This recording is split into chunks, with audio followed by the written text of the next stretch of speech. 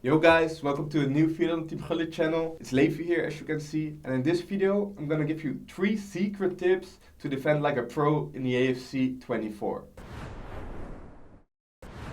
So the first tip is probably the one I get the most questions about, and it's about how to keep your defense structured. The main thing you need to keep in mind when it comes to keeping structured in defense is tracking back with your attackers when it's possible, and if your opponent has passed your attackers, then try to defend to your midfielders. A common mistake made by a lot of you guys is by switching too early to your defenders. This will make it way harder for yourself to defend and will make it way harder for your opponent to reach your box. And obviously that's what you want to avoid. As you can see in these clips, I track back a lot with my strikers and with my midfielders to keep it compact in defense.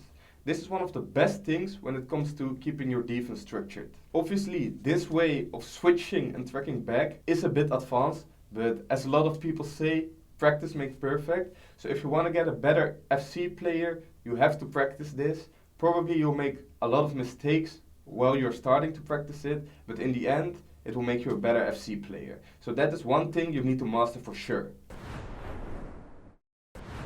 Tip number 2 is something that goes together with keeping your defense structured. But this is making use of the offside traps. Offside traps are probably the most underrated thing when it comes to defending, and it's not even that hard to perform. You perform an offside trap by pressing your D-pad arrow down 2 times. This will make your defense go way higher on the pitch, which obviously makes it way harder for your opponent to get near your box. As you can see in these clips, I basically spam it.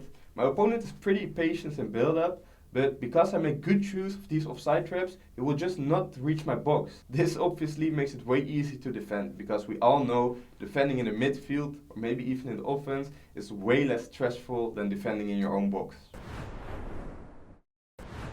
Tip number 3 is making use of the partial team press. This is probably the most secret tip there is. Even me didn't realize it was into the game last year. This year it's really useful. You perform the partial team press by pressing your R1 2 times, and the second time you press it, you need to hold it. As you can see, it's really effective when your opponent is going down the wing, and we all hate to concede cutbacks obviously, and this is the best solution for not conceding cutbacks. All you need to do is put manual pressure on the ball holder yourself. So in this example, I'm with Mandy. I need to go on the ball holder, and as you can see, I get 2 light blue arrows above 2 AI players. This means they will cover the runs and the open passes, which makes it way easier to defend cutbacks like these.